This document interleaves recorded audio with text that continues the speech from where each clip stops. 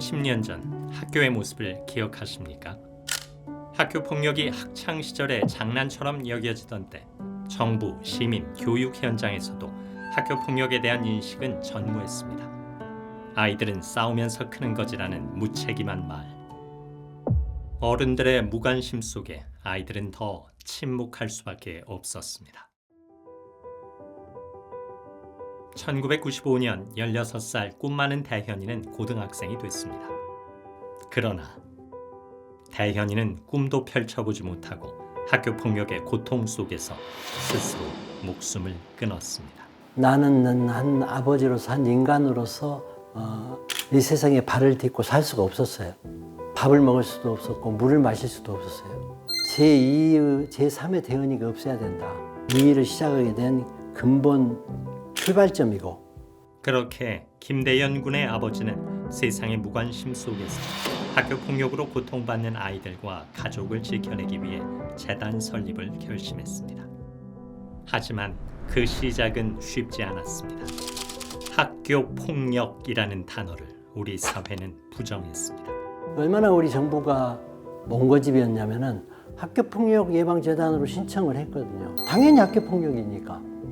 그 당연한 게 거절된 거죠.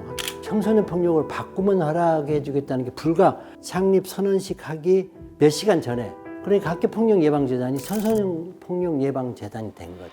그것이 푸른나무 재단, The Blue Tree Foundation, BTF의 시작입니다. BTF는 대한민국 최초로 학교 폭력 문제에 맞서기 위해 세워졌습니다. 그 걸음 하나하나가 곧 대한민국 학교 폭력 대응의 역사가 됐습니다. 1588-9128인데 우리나라에서 최초로 학교폭력 예방을 위한 전화번호로 알고 있습니다.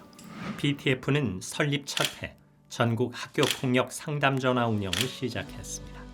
경청하고 위로해주고 눈에 안 보이지만 나도 같이 울어주고, 그게 이제 제가 할 수 있었던 일이에요. 끊임없이 울리는 상담전화 속에서 깨달았습니다.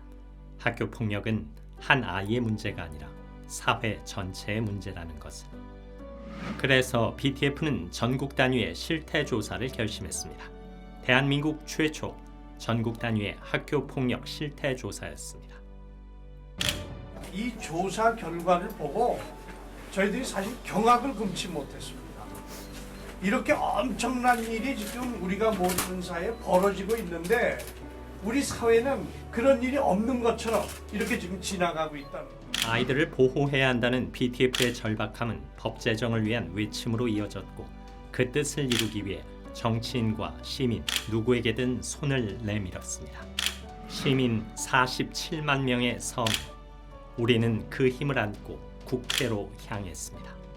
그리고 2004년 BTF는 드디어 우리 사회의 학교 폭력 인식에 큰 전환점을 이뤄냈습니다.